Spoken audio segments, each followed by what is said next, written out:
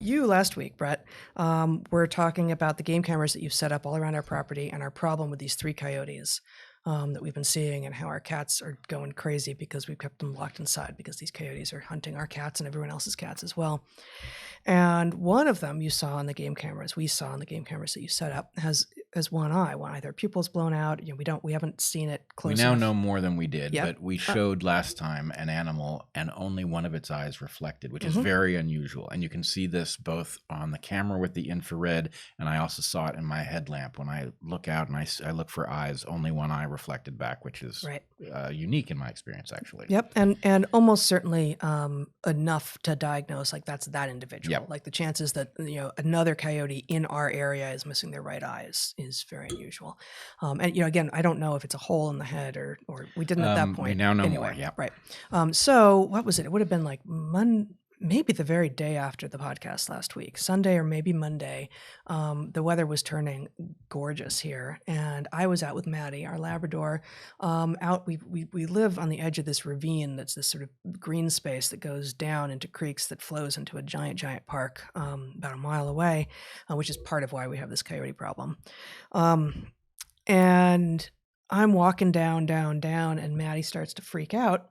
And she gets right up close to a tree, and I'm trying to get her to shut up because I don't know why she's barking. And I come around this tree, and again, we're on a very steep slope, and she's up against this big hole in the base of the tree, and out of this tree is poking a snout and a paw. So she has found a den, and this snout and the paw are grabbing out at her, open mouthed. And I'm like, oh crap. our dog just found the coyote den.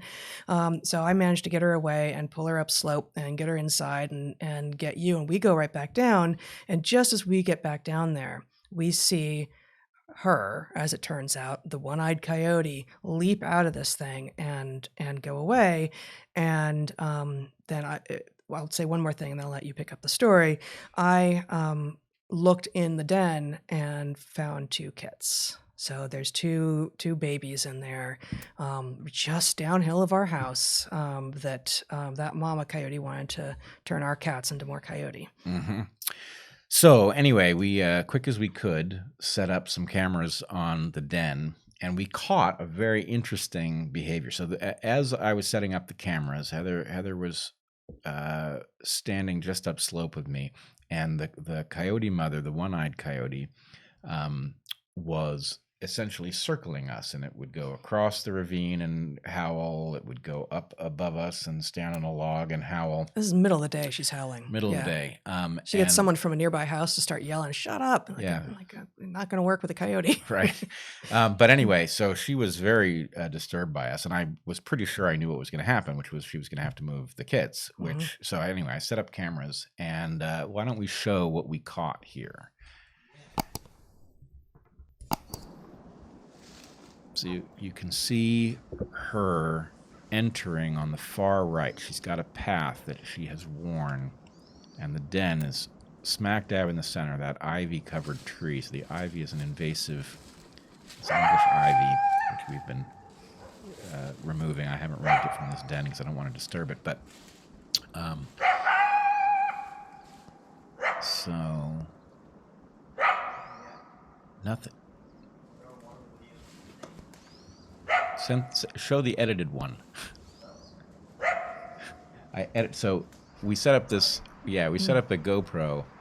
Did you have her howling on this one, or did you edit it down? Okay. Did they hear it just now? Oh, okay, so you can see her approaching. Yeah.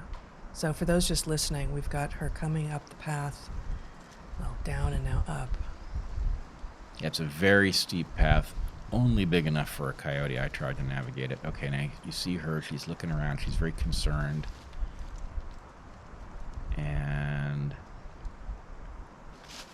still concerned, standing at the front of the den. Presumably and she it smells like us us by now, yep. So she goes in. Now what you just heard was her picking up one of her kits. It starts to scream, and she gently takes it in her mouth and leaps out and runs away out of frame. Now we only caught the one in video on the GoPro. We have just a fragment of the removal of the other kit on one of the game cameras. So the game camera, I don't have it here. The game camera triggered late. I don't know. You have another video. I don't know what that would be. Jeez. Yeah, I guess. Yeah, it's the same. It's going to be the same thing. So anyway, but we have now days after. So we have photographic and video evidence of her removing both of the kits, and then visits by her and by at least one other individual late that night and on several successive nights as well to the den. And in fact, in one he goes in.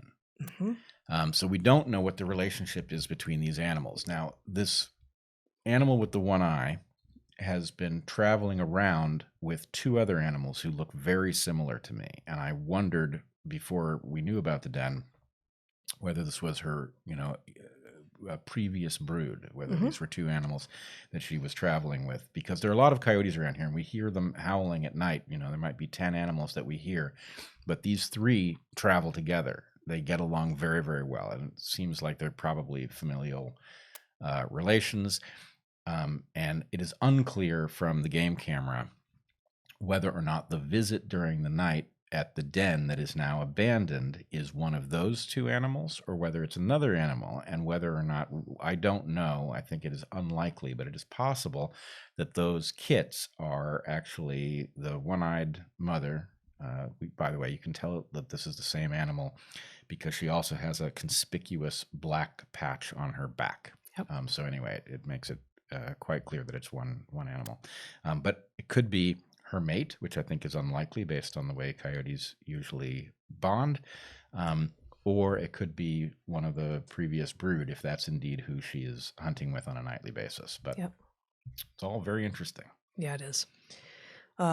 And just to pick up on something else that came up, I think, in the Q&A last time, it was recommended that we get wolf urine and distribute it around to deal with the coyotes. And we ordered some right up, but it just came late last night, and so we have not yet had time. So we do not yet know if or how that will work.